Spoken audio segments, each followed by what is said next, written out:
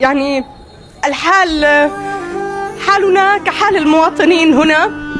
نحن نبكي، ولكن نبكي على الخذلان وليس على ما يفعل الاحتلال. الاحتلال نعرف أن هذا هو ديدنه وهذا هو فعله منذ عقود من الزمن، ولكن نبكي على خذلان من حولنا.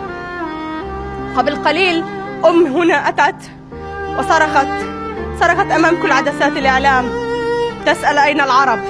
أعتقد هذا سؤال تجاوزناه منذ اليوم الأول، ولكن لا زال لدينا أمل هنا، لا زال لدينا أمل في الشعوب العربية، في الشعوب الإسلامية أن تحرك الأنظمة. نبكي لأن الموت يحيط بنا من كل اتجاه.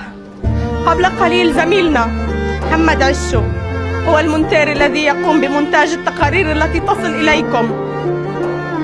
هو الآن لا يعمل معنا لأنه يبحث عن ما بقي من عائلته تحت الركام، يبحث عن والدته ولا يجدها، حتى جثتها لم يجدها. وجد إخوته ووجد والده.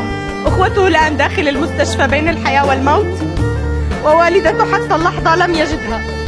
أبكي لأن المصور خلف الكاميرا تلقى للتو نبأ استشهاد شقيقه، لأننا نذبح في كل دقيقة، في كل ساعة نفقد أحباء، في كل ساعة نفقد أعزاء.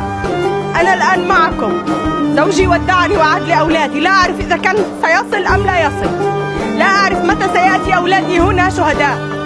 هذا هو حال قطاع غزة. حتى اللحظة لم يأتي أي مساعدة لغزة، وكل ما يقال كذب وافتراء. لا يوجد هدنة، لا يوجد هدوء، لا يوجد مساعدات.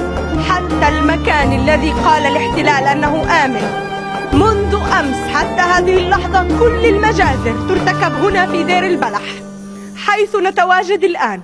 كل المجازر ترتكب منذ أمس حتى اللحظة في المنطقة الوسطى. الآن عائلة كاملة أبو جبارة فقدت كل أولادها، وأمس عائلات بأكملها أبيدت. هذا هو حال الفلسطيني الآن.